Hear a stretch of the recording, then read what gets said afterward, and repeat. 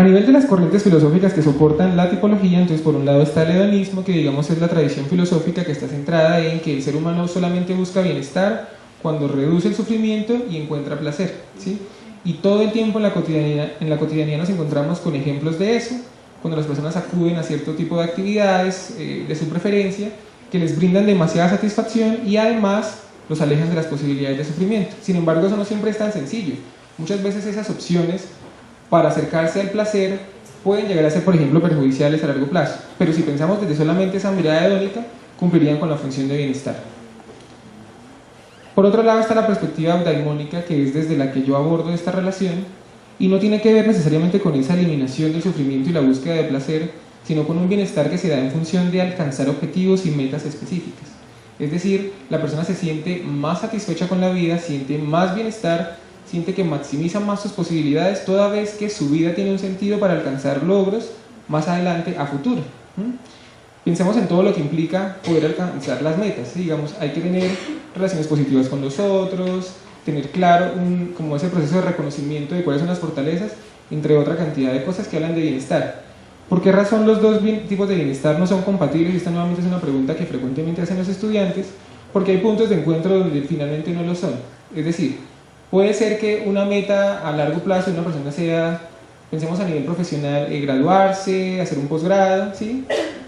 Pero eso muchas veces implica sufrimiento, no necesariamente la reducción de placer, implica sacrificios, trasnocharse y demás. Entonces no está centrado solamente en el momento, sino que pensando a largo plazo puede implicar no necesariamente reducción de sufrimiento ni aumento del placer en el instante. Por eso hay que hablar de las dos perspectivas de manera independiente. Partiendo de esas dos perspectivas, por un lado encontraríamos el bienestar subjetivo, que está mucho más asociado al hedonismo, ¿sí? Es la percepción de satisfacción que tiene el individuo en ese momento de que está satisfecho con su vida por los elementos que logra evaluar en ese instante de lo que es su vida, si está feliz o no está feliz. Digamos que no hay más misterio alrededor de eso. Cuando se habla del bienestar subjetivo no hay una preocupación por qué es lo que produce el bienestar, sino que la persona en efecto tenga bienestar, tenga un nivel de satisfacción. No importa que ese bienestar esté basado en qué tipo de elementos, ¿sí? Porque nuevamente, así como hablamos de familias diversas, las razones de la satisfacción también son muy diversas, muchas veces no todas saludables.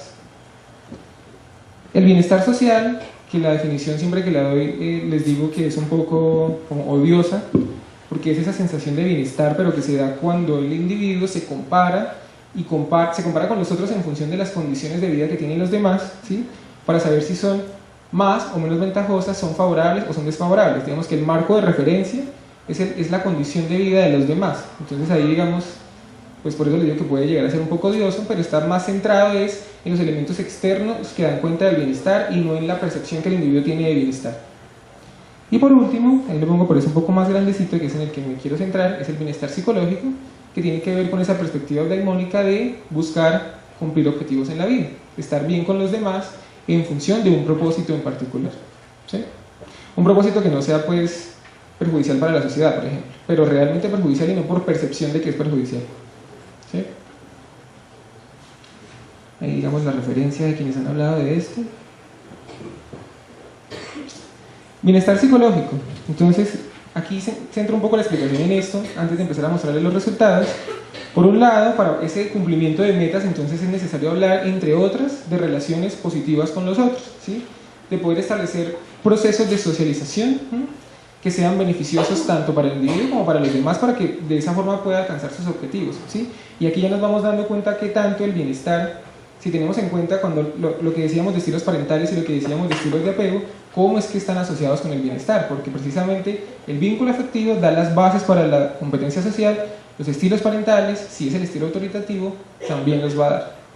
Entonces, si en la familia se presenta eso, pues esperaríamos que haya bienestar, independientemente de cuál es la conformación de la familia. Por otro lado, digamos, asociado a esto, está el dominio del entorno, ¿sí? Tener la percepción de que el contexto social en el que se encuentra el individuo no representa ninguna dificultad para él. Ahí puede llegar a ser un poco problemático si pensamos en las familias homoparentales, pero vamos a ver qué es lo que pasa en ese caso en particular. Si es la familia o es el entorno por fuera de la familia lo que genera las dificultades. Y por otro lado, la posibilidad de autonomía, que el individuo, digamos, ese es el elemento fundamental para que haya bienestar bienestar psicológico. Y digamos, la base fundamental para que haya autonomía, entre otras, lo que ha revelado la literatura, es que haya niveles de ajuste social significativos. Nuevamente la conexión con el vínculo afectivo, ¿sí? Ahí un poco lo que les estaba mencionando, los estilos parentales y el vínculo afectivo, ¿sí? Esto, digamos, es el diagrama para comprender entonces la relación de la que estamos hablando, porque cuando hablamos de estilos parentales y de vínculo afectivo, estamos diciendo que esos son los elementos a nivel psicológico, desde lo que ha reportado la literatura, que serían importantes para hablar de bienestar de los integrantes de la familia, más allá de la estructura. Sin embargo, como de esto se habla a nivel teórico antes de hacer el análisis sobre las estructuras, uno podría haber llegado a pensar antes de hacer el análisis o antes de hacer las investigaciones, quizás si no está con los dos padres, entonces se reduce el ajuste, o si está con el abuelo, vamos a ver qué tan cierto es o qué tan no cierto es que al cambiar la estructura de estos elementos que tienen que ver con bienestar psicológico, desde lo que ha revelado la literatura, realmente se ven o no se ven afectados.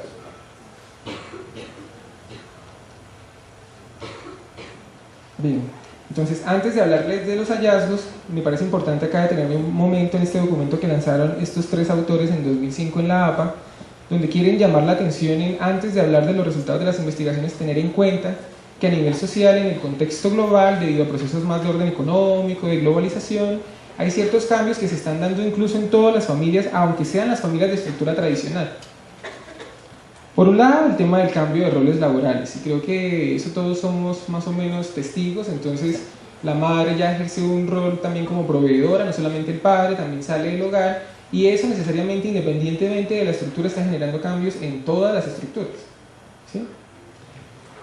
En esa misma dirección, entonces, se habla a nivel general de una reducción que ha habido desde el papel que cumplen los padres como gestores de la crianza, de reducción del tiempo para criar o para estar en contacto con los hijos. Digamos que esa es una realidad nuevamente que es transversal a todas las estructuras familiares.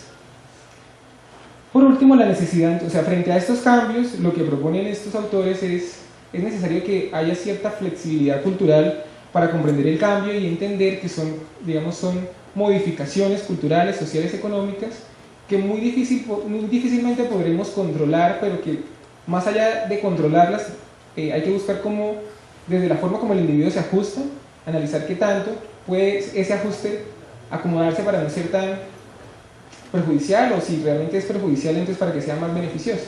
¿Sí? Entonces, vemos, estos tres elementos son importantes tenerlos en cuenta cada vez que hablamos de cualquiera de las estructuras, incluso aunque sea la estructura tradicional.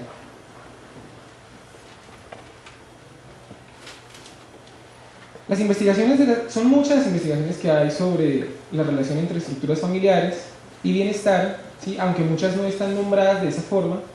Sin embargo, yo aquí voy a llamar la atención sobre 4 en particular que me parece que son importantes desde la mirada ahí sí completamente subjetiva que como investigador le doy al tema, pero pues que me parece que son importantes tener en cuenta, digamos que dan cuenta de la relación que hay entre estructuras y bienestar, ¿sí? Nuevamente también aquí quisiera llamar la atención es en que curiosamente la mayoría de las investigaciones están dadas en otros contextos y no en el contexto colombiano, ¿no? Digamos que hay todo un reto de investigación para nosotros. Estas son las 4 investigaciones. Por un lado está la investigación que hace Van der Wolk en 2008 sobre la relación entre la estructura tradicional y qué consecuencias hay en el bienestar, pero por el cambio de la estructura, ¿sí? No por la estructura en sí misma. Por otro lado está la revisión de Wagner en 2010 sobre la funcionalidad de las estructuras familiares distintas y qué tan probable es que en el caso de la adolescencia haya incremento en el consumo de sustancias por parte de los adolescentes, que digamos es una problemática que muchas veces se le ha atribuido al tema de las estructuras o a las estructuras como tal. Por otro lado está una investigación en la que participé en 2011, bueno, realmente fue de 2008 hasta 2011, sobre el tema de las familias homoparentales y qué tanto estas estructuras realmente tienen o no tienen implicaciones en el bienestar. Y finalmente una investigación que me encontré de este año dentro de las varias que hay disponibles, que tiene que ver con, están analizando qué tanto hay problemas comportamentales en los niños como consecuencia del cambio de la estructura nuevamente.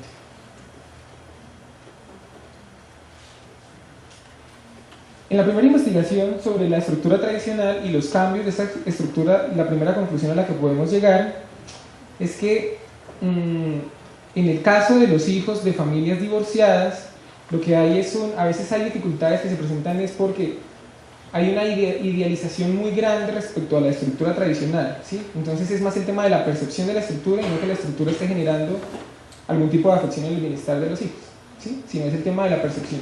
Y esa percepción social va a ser muy importante tenerla en cuenta, porque quizás una de las grandes conclusiones de estos análisis es que lo que afecta más, lo que realmente afecta es la percepción que se tiene del problema y no el problema en sí mismo. Pareciera que no hay un problema realmente ahí. Por otro lado, sin embargo, en el caso de estos niños donde ha habido un cambio de estructura, lo que encuentran estos investigadores es que hay un mayor nivel de tolerancia a los cambios sociales y a los cambios culturales, quizás por haber vivido desde este núcleo principal de relaciones afectivas que existe, que es familia, este tipo de transformaciones. Digamos, un resultado un poco triste, podríamos decirlo negativo, es que a nivel de vínculo afectivo, cuando hablamos del vínculo afectivo, el vínculo se mantiene a lo largo del ciclo vital. Es muy probable, desde lo que encuentran estos resultados, es una investigación cuantitativa. Lo que se encuentra ahí cuando se mide vínculo afectivo es que hay más pesimismo por parte de los niños a que en el futuro puedan llegar a establecer una relación afectiva que sea duradera, porque en la estructura en la que estaban no lo fue. ¿Sí? Y no se habla digamos, que eso afecte directamente el bienestar, entendido como bienestar psicológico. Asociado a los estilos parentales, entonces, este estudio de 2010, ellos hicieron, es un estudio correlacional, hicieron varios tipos de análisis, y digamos que estos fueron los 4 análisis principales que encontraron. Por un lado hablaban de que más allá de las estructuras, porque analizaron diferentes tipos de estructuras y en diferentes tipos de estructuras midieron estas variables, cuando hay un incremento en el monitoreo parental, ellos están preocupados por el uso de sustancias en adolescentes. Entonces realmente lo que tiene relación con ese aumento o disminución del consumo es el incremento del monitoreo, más allá de que lo haga el padre, la madre o el que haya sido el cuidador, el que sea como el cuidador principal de esa familia. Ahí digamos que la relación fue negativa, más nivel de, o sea, negativa en el sentido de la correlación, más nivel de monitoreo parental, menos nivel de consumo. Otra de las variables que ellos examinaban era la cohesión familiar. Decían que cuando se reducía la cohesión familiar, se aumentaba el nivel de consumo y asimismo se reducía el monitoreo parental, ¿sí? Menos vinculación de los padres a nivel afectivo con los hijos, más probabilidades de aumento del consumo. Pero por la cohesión social que hay al interior de los integrantes de la familia, es decir, no solamente es necesario el ejercicio de crianza, sino que los integrantes, quienes sean en el núcleo familiar, estén, digamos, afectivamente muy conectados. En el caso específico de los padres solteros se encontró que ahí, digamos, sí un poco asociado a la estructura, como es un solo el cuidador, pues la sensación de cohesión familiar está limitada a la relación cuidador-hijo, entonces es probable que por esa menor participación de integrantes en la familia se perciba en esta estructura menor nivel de cohesión, y ese menor nivel de cohesión se vea reflejado en un menor nivel de monitoreo parental, curiosamente sin implicaciones en el nivel de consumo. Por otro lado, un incremento del estilo autoritativo definido, que ya habíamos revisado, está relacionado con la percepción de más apoyo social y reducción del consumo, y ahí, digamos, está el valor, la relación de la correlación respecto al nivel de consumo. Estoy corriendo un poco porque me quedan 5 minutos, sin embargo, entonces en las preguntas no sé si me regalan por ahí 5 minutos más. Este es el estudio del que les hablaba de estilos de estructuras homoparentales en Colombia, el que trabajamos de 2008 a 2011. Fue una investigación cualitativa, pero aunque es cualitativa, teníamos ya unas categorías preestablecidas sobre las que estábamos analizando lo que ocurría al interior de la dinámica, y las categorías son las que yo les mencionaba al inicio: estilos parentales y vinculación afectiva.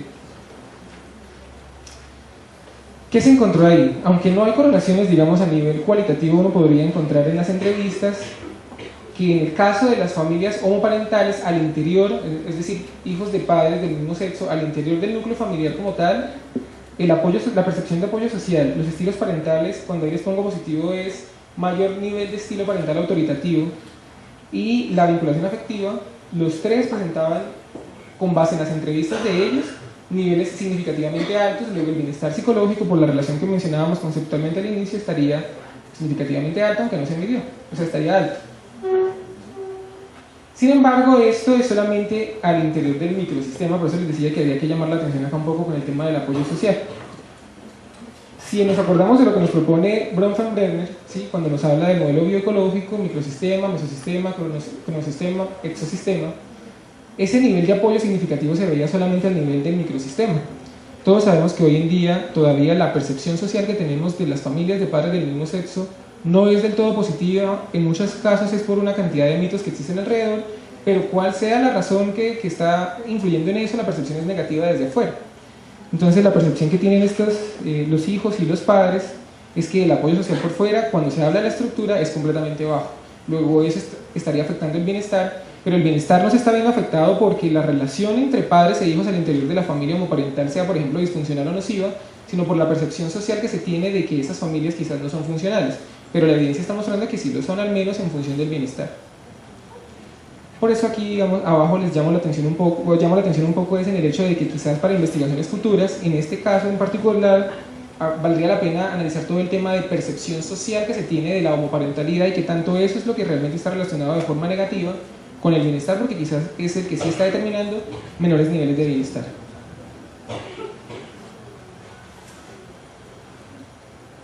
Finalmente está la investigación que les mencionaba, en la que estaban analizando un poco qué tanto había problemas comportamentales en los niños, en este caso no por la estructura, sino como consecuencia del cambio de la estructura, ¿sí?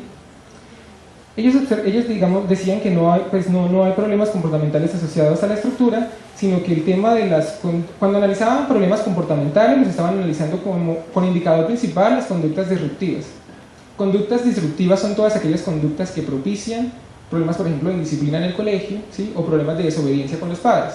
Este tipo de indicadores sí se veían un poco más altos en los niños donde la estructura había cambiado, pero no es porque la estructura en sí en la que estén sea la que propicia eso, sino a lo que estaba asociado era la percepción de la transformación de la estructura, es decir, haber estado, por ejemplo, en una familia tradicional y luego estar en una familia, por ejemplo, monoparental, ¿sí? Entonces la percepción del cambio es la que va a estar asociada, o lo que ellos encuentran que está asociada con el incremento de conductas disruptivas en estos casos. Finalmente, después de haberles mostrado las investigaciones, creo que me queda por ahí un minuto, quería llamar la atención sobre estos 4 resultados que son más como conclusiones que yo saco después de hacer este análisis muy generales y que es importante tenerlas en cuenta para la formulación de nuevas investigaciones. Por un lado está en que cuando analizamos el papel de la familia sobre el bienestar, digamos, la evidencia lo que nos está demostrando es lo que a nivel teórico se venía formulando desde la década pasada, y es que es más importante que estudiar la estructura como tal, es las relaciones afectivas que se dan independientemente de la estructura, y esto siendo muy coherente con la definición de familia, ¿sí? Eso es lo que la evidencia está mostrando. Además, la evidencia muestra que quizás el interés por las familias, por las estructuras, también está mediado por esa percepción social que hay y por esa mitificación que hay de otras estructuras. Por otro lado, la primera conclusión que les pongo allá arriba, es que voy un poco como en desorden aquí en esta parte. Ahorita les estaba hablando de la tercera. La primera es que la evidencia reporta la inexistencia de variables asociadas a la funcionalidad que estén relacionadas con la estructura, y nuevamente tiene que ver con las relaciones afectivas. Abajo en el cuarto cuadrito hay un tema que me llama mucho la atención. Una vez cuando estábamos mostrando estos resultados en la Universidad Nacional, un grupo de estudiantes con una crítica muy importante y me pareció muy acertada, y por eso la incluyo acá dentro de quizás conclusiones a las que yo no había llegado antes, es que todo el tiempo cuando se estaba hablando de la funcionalidad de las familias de padres del mismo sexo, el referente eran no solamente los indicadores de vinculación afectiva, ¿sí? O de estilos parentales, sino que hacíamos referencia a la estructura tradicional. Entonces todo el tiempo el discurso es como, son funcionales como la estructura tradicional, hay bienestar como la estructura tradicional, ¿sí? Y este grupo de estudiantes nos decían, ¿y si no lo son como la estructura tradicional, qué? O sea, realmente la pregunta acá ¿es relevante todavía o qué tanta validez adquiere aún que la estructura familiar tradicional sea el referente para hablar de funcionalidad, si vemos que en todas las otras estructuras la funcionalidad sigue existiendo?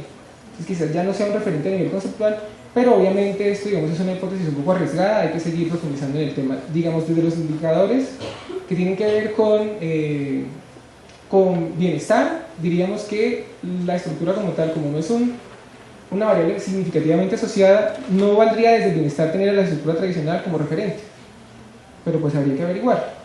Y por último, que quizás ahí por eso lo pongo en amarillo, que me llama mucho más la atención, es ver que tanto a veces cuando se presume o hay toda esta serie de mitos sobre disfuncionalidad o de problemas en bienestar en las otras familias, se debe a los sesgos de percepción social que hay sobre los cambios y no los cambios en sí, o el sesgo de percepción social que hay frente a la diferencia en este caso de estructuras y no las diferencias en sí mismas.